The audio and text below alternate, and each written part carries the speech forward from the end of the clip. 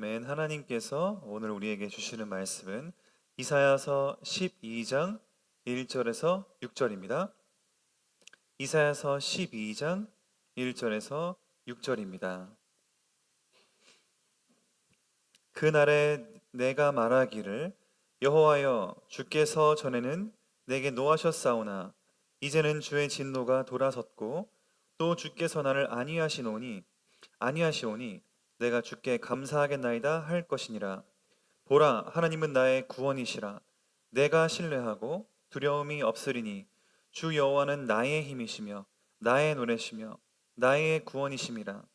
그러므로 너희가 기쁨으로 구원의 우물들에서 물을 기르리로다.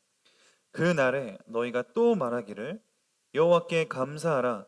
그의 이름을 부르며 그의 행하심을 만국 중에 선포하며 그의 이름이 높다 하라. 여호와를 찬송할 것은 극히 아름다운 일을 하셨음이니 이를 온 땅에 알게 할지어다. 시온의 주민아 소리 높여 부르라. 이스라엘의 거룩하신 이가 너희 중에서 크심이니라 할 것이니라. 아멘. 오늘은 어제 11장의 메시아의 통치를 예고하시고 오늘은 그 통치를 받는 사람들의 기쁨과 감사에 대한 내용입니다. 쉽게 말씀드려서 예수 그리스도가 우리를 통치하게 될 때 우리에게는 어떤 은혜와 감사와 축복이 있는지 두 큰 골격으로 오늘은 말씀이 나뉘게 됩니다. 첫 번째는 1에서 3절에 개인과 하나님과의 관계입니다. 많이 나오는 단어가 있습니다. 나의. 그래서 우리 1절 후반부에 보시면 주의 진노가 돌아서서 주께서 나를 아니하시나니 내가 주께 감사하겠나이다. 하나님께서 이게 지금 무슨 상황인지 다시 한번 간단히 설명을 드리면 하나님께서 이스라엘을 심판하시는데 이스라엘에 대한 회개가 안 이루어지니까 기회를 여러 번 주셨음에도 불구하고 이스라엘은 걷어차고 하나님이 살아계시면 한번 심판해봐라 이렇게 얘기하는 지경에 이르렀기 때문에 하나님은 옆 나라인 아수르를 활용해서 심판을 하십니다. 그래서 국지적인 심판은 피할 수가 없습니다. 그러나 남은 자가 있다. 그 중에 결국 그러한 상황이 다가오니까 그제서라도 하나님 잘못했습니다 하는 사람들이 분명히 있다는 거죠. 근데 하나님은 그럴 상황도 미리 아시고 예정해 두신 것입니다. 남은 자로, 그루터기로. 그래서 그 사람들이 어떠한 감사입니까?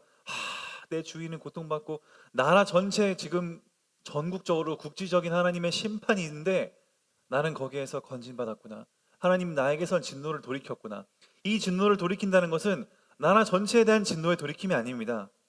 하나님께서 나를 구원하시고 단기적으로 봤을 때는 그 중에서 나를 구원하셔서 이 재앙에서부터 나를 건져내셨다라는 단기적인 게 있고, 물론 멀리 보면 예수님의 재림 때에 우리가 영원한 그 행복을 누릴 수 있지만 거기까지 보면 복잡하니 일단은 단기적으로 이스라엘의 하나님의 심판으로부터 건진받는 내용입니다. 우리 성도님들께서 구원받은 것에 감사하십니까? 1절에 내가 주께 감사하겠나이다. 구원에 대한 감사를 말하고 있습니다. 그것을 뭐라 그럽니까? 내가 감사하겠나이다 할 것이니라. 분명히 그렇게 고백할 만큼 하나님이 우리에게 은혜를 주실 것이다 라는 얘기입니다. 또 2절에 보라 하나님은 나의 구원이시라. 하나님은 민족의 구원자시다 이렇게 안 하시고 나의 구원이시다. 내가 신뢰하고 두려움이 없을 것이니 주 여호와는 나의 힘이시고 나의 노래시고 나의 구원이십니다. 그러면서 이렇게 고백할 것이다. 1절에 그날에 네가 말할 것이다 이렇게 말씀하시면서 3절에 그러므로 너희가 기쁨으로 구원의 우물들에서 그 기쁨의 구원의 물을 길러내서 마음껏 구원을 누려라 이렇게 말씀을 하십니다. 우리 성도님들 먼저 우리가 누려야 될 것이 뭡니까? 바로 하나님과의 인격적인 만남입니다. 우리는 어떠한 사명을 감당하거나 나중에 내가 이 업을 통해 세계복음화 하겠습니다. 내가 이 직업을 통해 세계를 살리겠습니다. 그 고백이 만약에 하나님과의 인격적인 만남이 이루어지지 않은 상태에서 고백이라면 그 고백은 지금 거둬야 됩니다. 우리는 하나님의 은혜와 하나님의 구원에 대한 감사, 인격적인 만남이 없이 구원하라고 하면은 상당수가 기독교를 떠나게 됩니다. 왜냐하면은 반드시 그 내면의 동기에는 나를 구원하신 하나님에 대한 은혜가 베이스가 돼서 그 은혜를 전달하기 위한 것보다는 다른 내 동기가 있기 때문이지요. 나의 성공. 나를 성공시키면 세계를 섬기겠다. 나를 성공시키면 내가 하겠다. 하나님은 그런 거 원하지 않습니다. 하나님은 내 성공 관심 없습니다. 하나님은 나를 구원하시는 것에 관심이 있지 내 성공에 관심 있는 것이 아닙니다. 그 성공은 따라오는 것이지 하나님께서 나를 먼저 인격적으로 만나시고 애초에 우리를 구원하신 목적, 우리를 창조하신 목적 더 근본으로 돌아가면 창조하신 목적은 성삼위일체 하나님이 서로 성부, 성자, 성령이 사랑으로 교제하고 있던 것을 나누기 원하셔서 사람을 창조하시고 그 사랑을 나눈 것입니다. 우리를 성공시키려고 한 게 아니라 우리를 사랑하시기 위해 우리를 창조하시다는 말이지요. 그러니까 우리를 사랑하고 하나님과 인격적인 만남과 관계를 위해서 우리를 구원하신 건데 우리가 그것을 놓치면 내가 성공하면 돈이 조금 더 있으면 이 어려움에서 내가 해방되면 지금 이 인간관계가 해결되면 그건 하나님이 안 들으십니다. 하나님이 성경에서 그렇게 얘기했을 때 들으신다는 내용이 없습니다. 하나님은 늘 뭐라 그러시냐? 하나님께 완전히 엎드리고 회개하는 그 사람들을 찾으시는 거거든요. 왜 이스라엘이 멸망했습니까 오늘? 이스라엘이 멸망한 것은 자기 성공을 자랑한 겁니다. 내가 나름대로 강대국인데 우리가 하나님이 어디 한번 심판할 거면 해봐라 이런 내용이죠. 그러면서 내가 백향목 다시 심으면 되지 뭐. 집 무너뜨리면 다시 세우면 되지. 이렇게 얘기하지 않았습니까? 9장에. 얼마나 이 교만한지 자신의 지금 이 나라에 대한 재정과 여러 가지 그 안정으로 인해서 사실 너무나 교만했던 것입니다. 그런데 하나님은 그것을 듣고 싶은 게 아니라 우리가 성공을 했든 못했든 우리가 재정이 많든 없든 내가 명예가 있든 없든 간에 하나님께서는 내가 언제나 주님 앞에 엎드리고 다윗처럼 요셉처럼 하나님 앞에 성공이 중요한 게 아니라 우리가 하나님의 연약한 존재이고 구원이고 특히 욥처럼 주시니도 여호와시니 거두시니도 여호와시다. 완전히 하나님께 주권을 맡길 수 있는 그 고백을 주님은 들으신다는 것이지요. 오늘도 욥이 나오겠지만 욥이 전에는 귀로 들었지만 이제는 두 눈으로 배움나이다가 무슨 말이겠습니까? 전에는 하나님을 지식적으로 귀로 듣고 지식으로 알고 있었는데 내가 이제 진짜 인격적으로 하나님을 만났습니다. 그 얘기입니다. 정말 하나님이 나의 진짜 참 주인으로 고백됩니다. 이제 예전에는 내가 율법을 지키고 이 당시는 율법 시대 전이니까 율법 시대 전입니다. 아브라함 시대니까 욥은 그랬는데 정말 하나님을 내가 듣고 아담 시대부터 들어왔던 그 전승으로 내려왔던 그런 어떤 이 고백으로 알던 하나님인데 내가 이제는 정말 눈으로 주님을 실제 삶으로 배웁니다 라고 하는 그 인격적인 만남이 먼저 이루어졌다는 것입니다. 그러니까 우리 성도님들께서 남녀노소를 불문하고 이것은 모두가 하나님 앞에 똑같은 자세로 나아가야 될 것이 뭐냐면 하나님 나의 성공이나 나의 어떤 상황적 나음 이전에 하나님 먼저 인격적으로 만나게 해주십시오. 그 인격적인 만남을 통해서 만났으니까 됐다가 아니라 날마다 인격적인 만남이 되게 해주십시오. 그 은혜로 우리는 구원을 전하는 것입니다. 그러면 4절에 보십시오. 또 그날에 너희가 또 말하게 될 것이다 하면서 두 번째 단락으로 넘어가는데 여호와께 감사하라 그의 이름을 부르며 그의 행하심을 만국 중에 선포해라. 이제는 시선이 돌아갔습니다. 어디로 갔습니까? 나에서 만국으로. 하나님은 나에 대한 인격적인 만남이 이루어진 사람들을 통해 마침내 뭐를 이루시는가? 만국을 향한 하나님의 영광을 드러내십니다.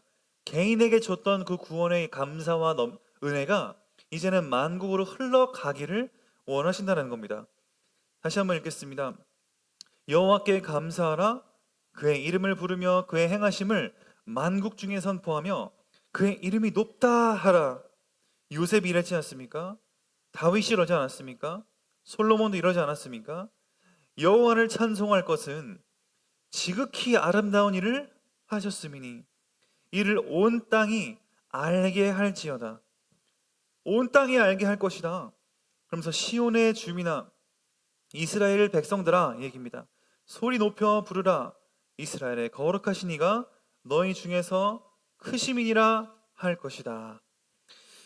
하나님께서 우리에게는 이제는 세계를 향한 이 구원의 전달, 구원의 은혜의 전달, 그 구원의 은혜가 흘러갈 것을 말씀하고 있습니다. 쉽게 말해서 전도와 선교이지요. 첫 번째 단락은 개인의 구원에 대한 인격적인 만남이었다면, 두 번째는 그것이 삶을 통해 흘러가야 된다는 것입니다. 이 두 가지가 근데 균형을 이루어야겠습니다. 아까 말씀드린 것처럼 1번의 구원의 감사 없이 2번의 전도와 선교 열심히 하는 부류가 있습니다. 그런 부류는 반드시 한계가 옵니다. 왜냐하면 나와 하나님과의 관계가 없으니까 메마릅니다. 헌신을 하면 할수록 마를 수밖에 없습니다. 다윗은 주님 내 잔이 넘치나이다. 넘치는 걸로 담아가지고 하는 거고 나는 이미 넘친 상태로 있어야 됩니다. 주님 내 잔이 넘치나이다. 내가 채워진 상태에서 넘치는 걸로 우리는 헌신하고 하는 건데, 내가 은혜가 없고 메말라 있는데 누가 누구를 섬기겠습니까? 그러니까 내가 하나님과의 교제와 사랑과 은혜가 없는 상태에서 교회 헌신을 많이 하면은 교회 헌신과 또 세상의 봉사, 남들을 위한 헌신, 남들을 위한 인내, 그러니까 내가 은혜가 없이 억울한 일이 생겼으면 내가 그래도 얘를 용서해야 되지 않을까? 내가 얘를 그래도 품어줘야 되지 않을까? 그렇게 인간관계 억지로 오기로 그러한 개념으로 막 하시면 그것도 또 메마릅니다. 우리는 늘 그 하나님의 은혜로 그들을 품고 은혜로 어려운 상황들을 다 이해해야 되는 것이지, 그냥 그래 내가 누구냐 자녀인데 라는 그 오기로 우리가 버틴다고 해서 될 게 아니라는 거지요. 내가 말라있다면 우린 누구도 섬길 수가 없습니다. 하나님은 늘 그래서 신앙생활의 원리를 산상수훈으로 주신 것입니다.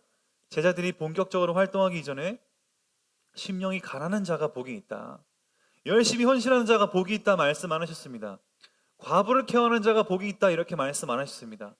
심령이 가난한 자, 마음이 청결한 자, 마음이 깨끗한 자, 그런 사람들을 하나님은 말씀하시는 것입니다. 제자들에게 열심히 전도하라고 안 하셨습니다. 심령이 가난하고 마음이 청결하고 그리고 온유한 자, 우리의 마음을 하나님은 다스리기를 원하신다는 것입니다. 그래서 그런 1번을 놓치고 전도와 선교만 하면은 문제고, 또 반대로 전도와 선교 없이 우리가 또 1번만 있는 경우도 있습니다. 구원의 감사와 감격. 그거는 뭡니까? 그러면 어떤 열매가 나타납니까? 자기들만의 리그라는 표현을 듣게 됩니다. 교회가 교회끼리만 끼리끼리 뭉치게 되고 세상을 향해서 그 은혜와 그 재정이 흘러나가는 그러한 것이 없이 나는 나만을 위해, 나와 내 것, 내가 쉬운 사람들, 나와 소통하기 편한 사람들만 안주하기 원하면은 하나님은 또 그것도 기뻐하지 않으십니다. 내가 불편한 그런 어떤 상황에도 우리는 그 은혜가 흘러갈 수 있도록 하는 것이 믿는 자의 또 사명이지요. 그래서 오늘 말씀도 누구를 향해 전도하는 겁니까? 만국입니다. 그 주위에 아수르, 바벨론, 또 다가올 페르시아, 그런 나라에게 이 복음이 상식적으로 보면은 들어가겠습니까? 자기의 의의가 가득 차 있고 정의와 공의가 무너져 있는데, 그러나 그런 사람들을 향해서도 우리는 그리스도인으로서 마땅한 행동과 표현을 하고 복음을 전달하고 하는 그런 여러 가지의 이 사역들이 함께 그들의 어떤 마음이 어떻든, 그들의 어떤 질서가 좋든 안 좋든 우리는 이것을 만국에 흘러가야 될 사명이 있다는 것입니다. 예수님은 이것을 마태복음 28장에 후반에 말씀하셨지요. 그래서 오늘은 이 두 가지에 대한 그 균형이 참 중요하겠습니다. 근데 선제적인 것은 무엇입니까? 바로 1절에 3절의 그 구원입니다. 내가 구원에 대한 하나님과의 그 인격적인 그 교제, 그 하나님과 인격적인 사랑의 만남, 그것이 날마다 없는 상태에서 헌신은 너무 괴로운 일이다. 그리고 반대로 그것만 있고 나는 그냥 나만 잘 먹고 잘 산다. 나는 세계복음화 전도와 선교 없다. 이러면 그 은혜는 우리 안에서 또 골마 썩게 돼 있습니다. 이 두 가지의 균형을 우리는 잘 이뤄가는 것이 신앙생활의 미이겠습니다. 우리 성도님들께서 메시아의 통치 안에 있다라는 것은 바로 이런 것이라는 겁니다. 중요한 것은 이 고백이 우리 인간이 만들어낸 게 아니라 하나님이 주신 것이라는 겁니다. 1절 다시 한번 마지막 보겠습니다.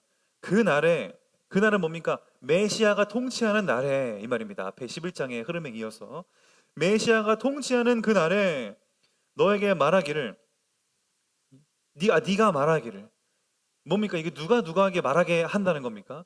하나님이, 메시아가 우리 입을 통해서 그렇게 말하게 하신다는 겁니다. 이거는 하나님이 주신 신앙생활의 골격인 것입니다. 인간이 그냥 만들어낸 골격이 아니라 하나님께서 네가 말하게 될 것이다. 세 번역에는 더 정확하게 나와 있습니다. 주께서 전에 노하셨으나 이제는 내가 감사합니다. 이렇게 말하게 될 것이다 라고 하나님이 말씀하시는 겁니다. 우리 신앙생활의 구조는 이렇다는 것입니다. 구원과 전도 선교, 이 두 가지가 아름답게 균형을 이루시는 귀한 성도님들 되시기를 예수 그리스도 이름으로 축복드립니다. 지금 그 균형이 깨진 우리 교회들이 너무나 많습니다. 한국 교회가 정말로 우리가 이 아름다운 균형을 통해 일어나도록 열심히, 우리가 선교사 파송이 많다고 해서 반드시 꼭 좋아해야 할 만한 상황은 아닙니다. 우리가 최근에는 선교사 파송 국가 2위였는데 3위로 밀려났습니다. 2위가 어디로 올라온 줄 아십니까? 남미입니다. 남미가 워낙에 성령의 뜨거운 또 바람이 불고 여러 가지 신비주의도 많고 하지만 그런 어떤 흐름 속에서 남미가 어찌됐건 복음이 전파되는, 선교사가 강력히 많이 파송되는 그런 어떤 또 선교적 흐름이 있는데, 우리나라도 하나님의 은혜 가운데 기독교의 어떤 토대로 나라가 섰고, 이제는 그 150년이 지나서 기독교 쇠퇴기로 접어들어가고 있는데, 그 흐름 속에서 우리는 주의해야 될 것이 바른 말씀과 신앙생활의 올바른 균형이겠습니다. 이것을 놓치면 우리는 또 신비주의나 이런 이상한 환상에 빠질 수가 있는 것이겠습니다. 유튜버들 보면은 아주 전도자, 어떤 젊은 남자 하나가 아주 막 180만씩 조회를 이루면서 온갖 신비주의를 많이 합니다. 그 사람 보면서 정말, 야, 어떻게 이렇게 하나님의 영광을 가릴 수가 있을까? 거기에 베네수엘라와 많은 남미의 목회자들이 그에게 회개했다 이러는데, 그가 만든 홈페이지에 보면은 그의 영적 DNA가 담긴 티셔츠를 판다고 합니다. 그래서 이건 또 무슨 소린가 보니까 티셔츠가 막 엄청나게 비싼데, 티셔츠에 그 전도자의 영적 무슨 뭐가 담겼답니다. 하여간. 그래서 이렇게 미혹의 영과 적 그리스도의 이러한 나타남이 목회자의 어떤 것을 가장해서 나타나는구나. 지금은 너무나 우리 혼란과 또 거짓 선지자들이 많이 일어나는 시대입니다. 우리나라에서도 이미 그를 이단으로 위험으로 정죄하고 지금 주의 인물로 했는데, 우리 전도자 박혁이라고 하는 그 사람은 저희가 특히 또 젊고 하니까 막 매료되는 사람이 있는데 참 주의를 해야 될 부분이겠습니다. 우리나라에서 활동을 잘 못합니다. 워낙 욕을 많이 먹기 때문에 우리 막 해외로 돌고 하지만 지금 전 세계가 이런 신비주의와 거짓 운동에 속고 있습니다. 우리는 적어도 하나님 말씀에 바른 그 뿌리를 가지고 그 말씀의 토대 안에서 하나님과 바른 교제가 이루어지고 또 그 바른 은혜가 전달되기를 예수 그리스도 이름으로 축복드립니다. 하나님 감사합니다. 하나님, 전 세계가 하나님을 갈망하고 하나님을 원하고 있는데 바른 말씀과 바른 은혜를 전달하는 사람이 없습니다. 하나님, 우리나라를 불쌍히 여겨주시고 전 세계를 불쌍히 여겨주셔서 바른 말씀 가진 이 전도자들이 많이 일어나게 하시고, 그것을 통해 정말 바른 하나님의 나라가 확장되게 하시고, 정말 세계의 바른 질서가 또 회복될 수 있도록 전 세계를 불쌍히 여겨주시옵소서. 하나님은 하나님의 주권대로 나라를 통치하고 계시는 줄 믿습니다. 그 름 안에 그러한 메시아의 통치가 임할 때에는 개인의 구원, 인격적인 만남과 또 전도와 선교의 균형을 이루게 해 주시옵소서. 예수 그리스도 이름으로 감사하며 기도드립니다. 아멘.